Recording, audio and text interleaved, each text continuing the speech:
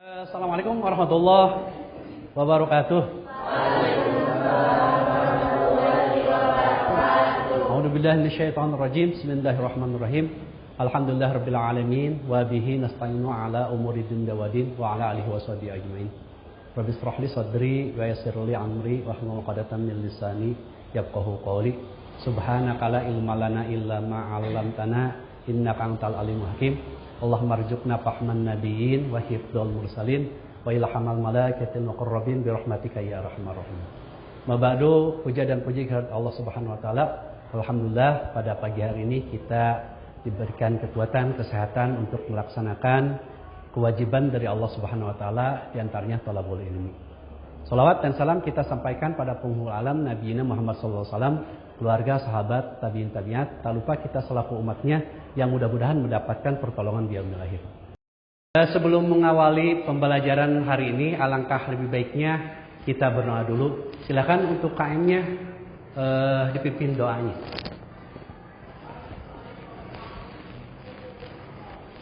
Ya, terima kasih untuk doanya. Semoga wasilah berdoa bersama Allah memberikan ilmu yang bermanfaat buat kita semua. Bagaimana kabarnya anak-anakku sekalian? Alhamdulillah luar biasa, tetap semangat, Allahu Akbar. Alhamdulillahirabbil alamin. Ya, semangat ya.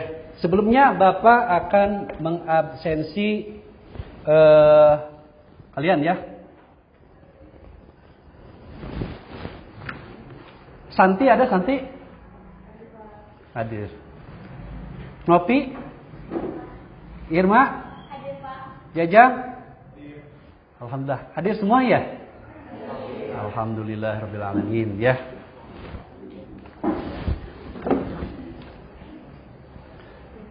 Kalau hadir semua berarti bagus ya kelas ini kehadirannya. Sebelumnya Bapak akan mereview tentang pembelajaran minggu yang lalu ya. Ada yang tahu? Masih ingat pelajaran minggu yang lalu tentang apa? Silakan.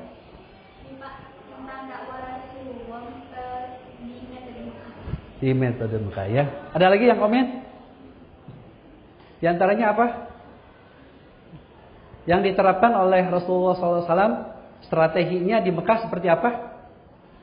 Silakan. Rasulullah SAW pada di Mekah menggunakan metode sihir atau pengalaman atau juga infrared. Bagus ya. Pada intinya dakwah Rasulullah SAW di Mekah intinya adalah dakwah sir atau infiradi atau perorangan. Dakwahnya kepada pertama saudara terdekat, ya istrinya Khadijah radhiyallahu anha, termasuk sahabatnya, teman-temannya yang terdekat, yang mana bisa menyimpan kerahasiaannya. Di antaranya Siti Khadijah, Abu Bakar As-Siddiq, Sayyidina Ali radhiyallahu anhu, disebutlah itu sebagai apa? As-sabiquna awwalun. Ya. Jadi itu review pembelajaran minggu yang lalu.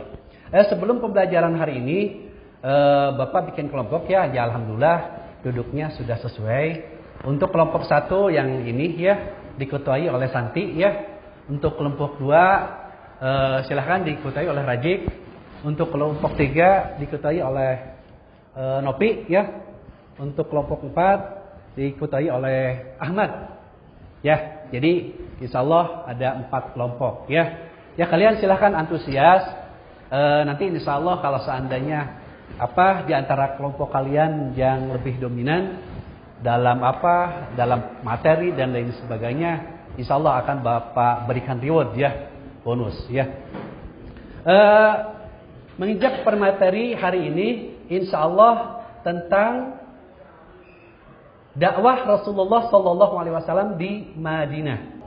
Yang pertama, meyakini kebenaran sebab-sebab hijrah Nabi Muhammad SAW di Madinah. Yang kedua, mengkombinasikan metodologi dakwah Nabi Muhammad SAW di Madinah. Yang ketiga, membangun motivasi ukhuwah Islamiyah antar sesama. Yang selanjutnya, terbiasa berakhlak mulia sebagaimana ditunjukkan kaum Muhajirin dan kaum Ansor dalam kerukunan. Yang selanjutnya menyimpulkan strategi dan keberhasilan dakwah Nabi Muhammad SAW di Madinah. Yang terakhir mengidentifikasikan bentuk masyarakat yang berlandaskan ajaran Islam di Madinah. Kalau minggu yang lalu itu di Mekah, sekarang itu di Madinah. Coba sebelumnya, ada yang tahu apa motivasi hijrah Rasulullah SAW ke Madinah? Silakan. Pada tahun 621 Masehi telah datang 13 orang penduduk Madinah ke Rasulullah SAW di Bukit Aqabah. Mereka berikrar untuk memeluk agama Islam. Bagus ya. Ada lagi? Yang lainnya? Ya silakan. Pada tahun 622 Masehi datang lagi sebanyak 73 orang dari Madinah ke Mekah, yaitu suku Aus dan Khazraj, yang pada awalnya mereka untuk ibadah haji, tetapi kemudian menemui Rasulullah SAW dan mengajak beliau untuk hijrah ke Madinah. Oke, bagus ya. Silakan, ada lagi? Silakan. Di Madinah terbentuk Ya, itu diantaranya. Alasan Rasulullah SAW hijrah ke Madinah tadi diantaranya. Ya, yang pertama apa tadi? Pada tahun 621 Masehi telah datang ya 13 orang penduduk Madinah menemui Rasulullah SAW, berikrar, bersyahadat masuk Islam di Bukit Aqabah. Ya, yang kedua apa tadi? Pada tahun 622 Masehi, setahun setelahnya itu telah datang lagi ya 73 orang Madinah, yaitu kaum Aus dan Khazraj. Ya, mereka waktu itu memang berangkat ibadah haji, cuman bertemu dengan Rasulullah dan berbaiat, malahan mengajak Rasulullah untuk hijrah ke Madinah. Ya, itu diantaranya apa motivasi hijrah Rasulullah SAW ke Madinah. Terus mengapa Rasulullah SAW hijrah? Ada yang tahu? Silakan. Karena keadaan Mekah yang sudah tidak kondusif untuk berdakwah Islam ke peninggalannya itu Rasulullah, Khadijah dan paman Rasulullah Abu Thalib. Ya, terus ada lagi? Barangkali silakan. Adanya tekanan-tekanan kafir Quraisy terhadap Rasul dan pengikutnya. Ada lagi? Terus silakan, bro. Silakan. Karena kaum Quraisy sudah berkesempatan membantu Rasulullah. Ya, bagus ya. Jadi, mengapa Rasulullah SAW hijrah? Di antaranya tadi ada apa? Ada apa tadi? Atau keadaan Mekah yang sudah tidak kondusif ya untuk berdakwah. Ya, yang pertama, yang kedua karena ada tekanan, ancaman, intimidasi dari kaum kafir Quraisy. Terus yang ketiga, kafir Quraisy bersepakat untuk membunuh Rasulullah SAW. Dan yang selanjutnya adalah datangnya wahyu melalui malaikat Jibril untuk disampaikan kepada Rasulullah untuk berhijrah ke Madinah. Ya. Terus yang selanjutnya faktor lain yang mendorong Rasulullah SAW hijrah. Silakan, ada yang tahu? Ini Bapak. Ya. Pertama, dilarang jual beli. Yang pertama dilarang jual beli. Yang kedua, silakan. Selanjutnya ada lagi?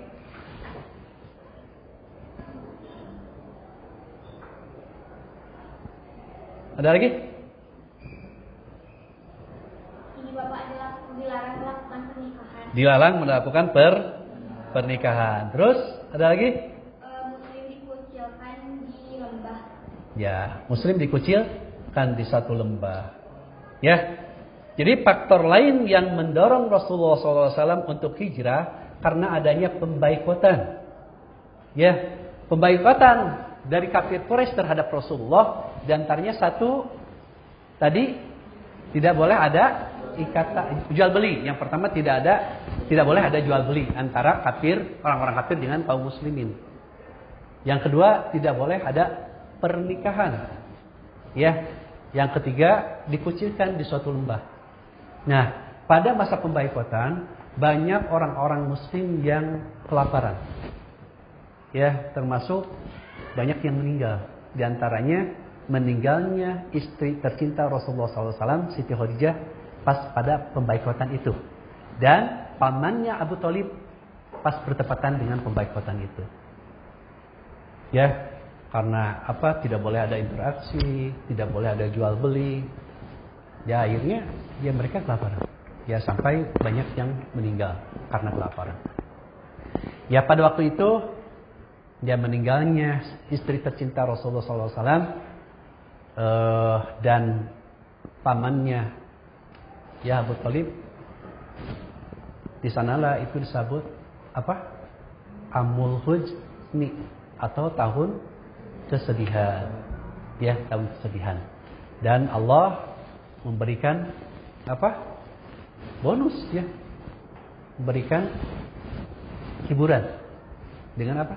Dengan diisrokan dan dimi'rajkannya Rasulullah SAW. Hasilnya adalah sholat yang 5 waktu ya saat ini. Awalnya kan berapa rakaat? Awalnya 50 ya. Bagaimana kalau seandainya saat ini kita melakukan sholat 50 waktu? Ya, berarti 2 menit sekian ya. Ya apa? Berapa menit kemudian sholat lagi, berapa menit kemudian sholat lagi. Ya, alhamdulillah turun kepada kita dengan 5 apa? 5 waktu. Ya. Sebelumnya silakan diskusi kelompok. Ya, ini kelompok 1 silakan mendiskusikan tentang mengapa Rasulullah SAW hijrah di Madinah. Silakan ya diskusikan. Nanti silakan dirangkum, dibuat PowerPoint ya nanti insyaallah minggu yang akan datang dikumpulkan. Terus yang kedua, ini kelompok 2, silahkan kalian diskusikan dengan teman kalian tentang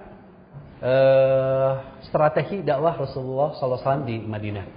Ya, yang selanjutnya hampir sama ya, silakan dengan yang lainnya. Jadi sebab-sebab apa Rasulullah SAW hijrah ya nanti sama dikumpulkan untuk tugas yang akan datang. Ya termasuk kalian juga ya. Ya silakan untuk kalian silakan didiskusikan perang apa saja yang dilakukan Rasul dan para sahabat waktu di Madinah ya. Nanti dikumpulkan insyaallah.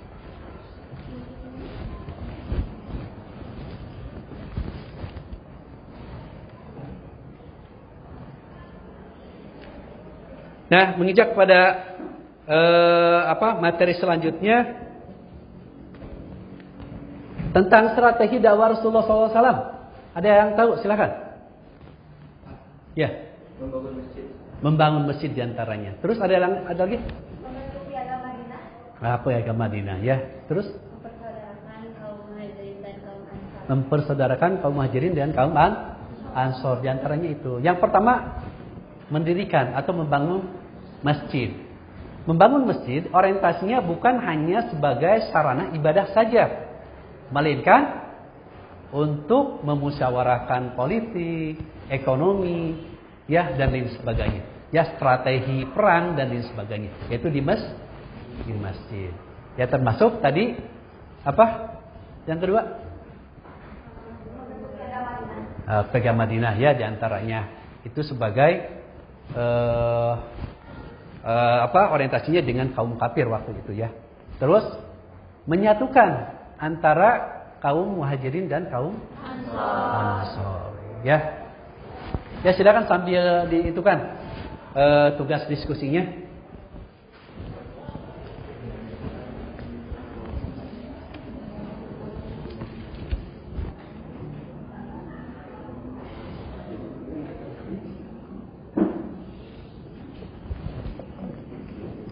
Ada yang tahu perang apa saja yang dilakukan oleh Rasulullah dan para sahabatnya di kala di Madinah? Silakan. Perang Badar, terus perang Uhud, terus perang Khandaq atau Farid, terus Bani Quraisyah ya, nggak apa-apa. Terus ada lagi perang Tabuk ya, perang Tabuk ya. Yang pertama perang Badar yang dilakukan oleh kaum muslimin dengan kaum kafir, yang mana kaum muslimin itu berapa? Itu pasukannya berapa orang? Ada yang tahu? 300 lebih atau 313 ya kurang lebih. Terus kaum kafir Quraisy hampir 1000. Jadi sepertiganya rata-rata perang orang muslimin dengan kaum kafir itu rata-rata sepertiganya. Ya, insya Allah dimenangkan oleh orang muslim. Di kala perang Uhud berapa orang muslim? Ada yang tahu? Hampir 1000 ya. Perang muslim 1000. Terus pasukan kafir 3000 ya. Ya sepertiganya aja. Dimenangkan oleh muslim. Kenapa? Karena ada pertolongan Allah. Lewat apa? Lewat jundullah atau malaikat yang diturunkan untuk membantu kaum muslimin berperang. Ketahuan oleh siapa? Oleh orang-orang kafir. Jadi pas pertama perang Badar dan ada instruksi lagi perang kedua di Uhud, orang-orang kafir itu mereka itu pada tidak mau. Kenapa? Mereka menceritakan, saya nggak mau. Kenapa? Karena waktu perang Badar saja banyak pasukan yang berjubah putih membantu ribuan. Dan banyak orang kafir Quraisy yang masuk Islam gara-gara itu. Tuh, jadi ketahuannya itu bukan oleh kaum muslimin, melainkan oleh kaum kafir. Merasa ada yang membantu. Ya, seolah mereka itu ketakutan dan lain sebagainya. Itu diantaranya. Ya. Yang kedua, yang ketiga tadi perang apa? Badar, perang Uhud, perang Khandaq. Perang Khandaq itu perang Parit. Ya. Kebetulan menggali Parit. Rasulullah SAW dengan para sahabatnya banyak mujizat-mujizat yang terkandung di sana ya. Karena waktu itu hampir lokasi Madinah itu dikelilingi oleh parit. Yaitu seolah-olah jangan sampai kuda itu bisa melangkahi parit tersebut. Ya, waktu itu dengan dengan konsumsi seadanya, diibaratkan misalkan ini ada 100 orang yang membuat parit, tapi ada makanan hanya untuk 10 orang. Tapi Rasulullah waktu itu memasukkan makanan tersebut ya, nasi ataupun gandum ya, gandum kalau di sana dibungkus dengan dengan sorbannya. Ya, mereka itu ngambil sampai waktu itu yang ada ya, yang membantu Rasulullah para sahabat itu kebagian makannya. Banyak sekali keajaiban-keajaiban yang diturunkan oleh Allah Subhanahu wa taala kepada Rasul Muhammad SAW. Ya. Yang selanjutnya tadi barusan tentang tentang perang ya, perang Uhud tuh. Nah, sekarang perjanjian Hudaybiyah. Apa yang dimaksud perjanjian Hudaybiyah? Ada yang tahu? Hah?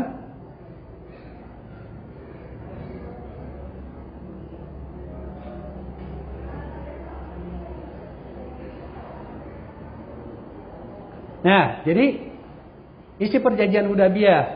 Pertama apa?